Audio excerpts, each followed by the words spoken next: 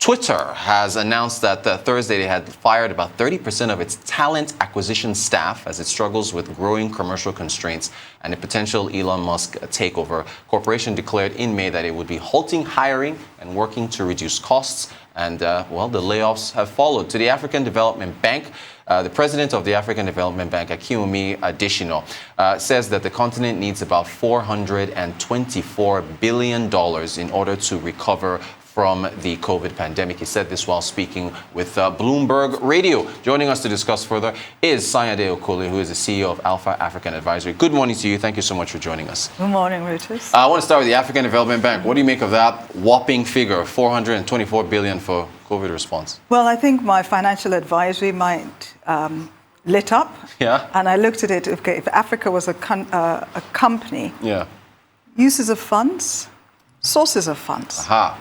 So if we say we need $424 billion, what do we need it for? Yeah. When do we need those amounts? And where are we going to get that money? And I know that, in the last week, Ghana has said it's going to the IMF for funds.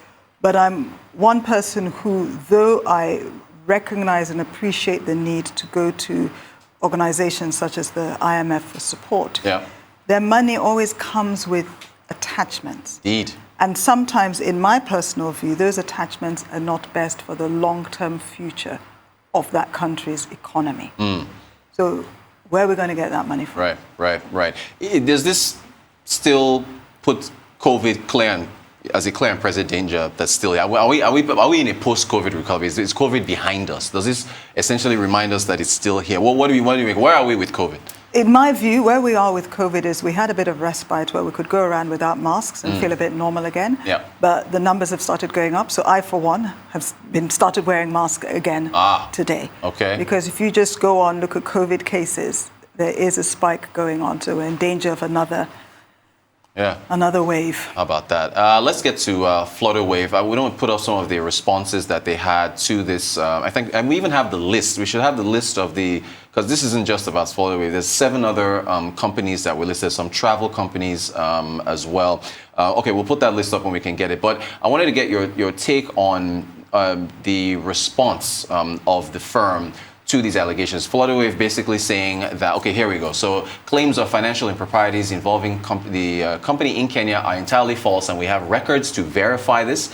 What else did they say? We've got another quote from them where they say that they've got strong anti-money laundering structures in place. Yeah, financial technology company that maintains the highest regulatory standards in our operations. Our anti-money laundering practices and operations are regularly audited by one of the big 4 firms. We remain proactive in our engagements with regulatory authorities. And then they said, by facilitating payments for the biggest organizations in the world and everyday businesses, we process significantly large volumes of money and contribute to a growing economy. So what do you make of this matter? It's making the news Okay, here are the companies. So just to put it out there, it's not just Flutter-Wave. There's a whole list of other companies. And there's even an individual at number 8 there who we don't know. So what's your take? But the other companies, the reasons their accounts have been frozen as well, because they're linked to Flutter-Wave transactions. Aha. So it's not random. It's connected. It's all linked to the whole Flutter-Wave. Gotcha.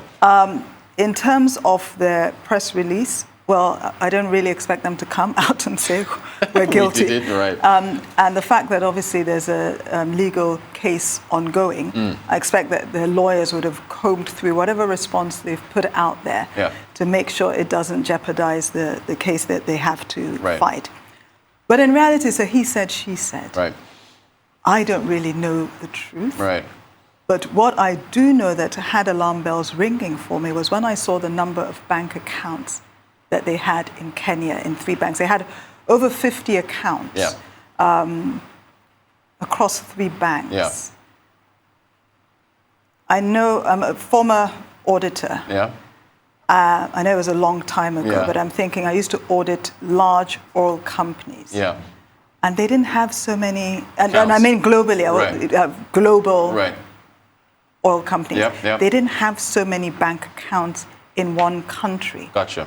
So it does beg the question why they needed so many accounts. And as an accountant as well, if you have so many accounts, the chances of you getting all muddled up is quite high. It's high. Gotcha. Auditor and accountant. Might introduce you as that next time you're on the show. No. Twitter. Twitter just, I don't know, I can't remember last time it was a good headline coming from Twitter. More layoffs, but it's from a, what do you make of it? Talent acquisition team? Well, in May, they said they were going to stop recruiting. Yeah. You've got a talent acquisition team. That means your talent acquisition team has nothing to do.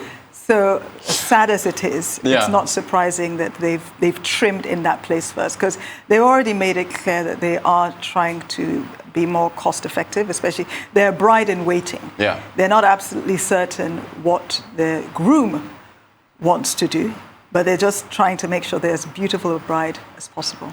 That is an excellent analogy. The groom in question is Elon Musk. And look, can we put up Elon Musk's tweets, please? I have to get your thoughts.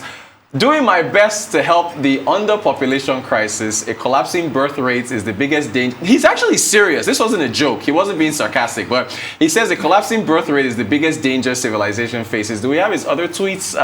Yeah, he even put a chart from the Wall Street Journal. He says the USA birth rate has been below minimum sustainable levels for 50 years. Let's put up, what do you mean? As we're looking at these tweets, this is, and funny enough, he put these tweets out once the news broke, of course, that he had fathered twins with an executive. So yeah. I think he is joking. I think that Elon Musk is just being an overachiever again. And I think he's doing too well, because he's now at I think 9 children. Yeah, 9 known children. Well, these 9 known children.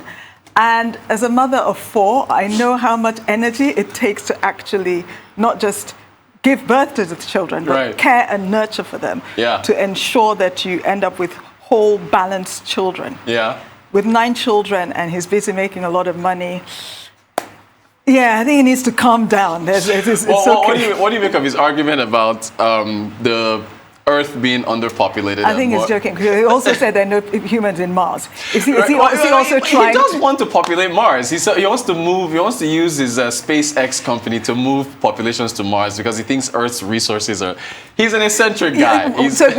Finish that thought. Because he thinks Earth resources are dwindling. So he wants to move. So he has more children, which are contributing to the resources that are. Need I say more? Yeah. What a guy. Sayade Okoli, CEO, Alpha African Advisor. It is always a pleasure having you to dissect this stuff, the serious and the not so serious. Thank you so much for joining us, and have a great weekend.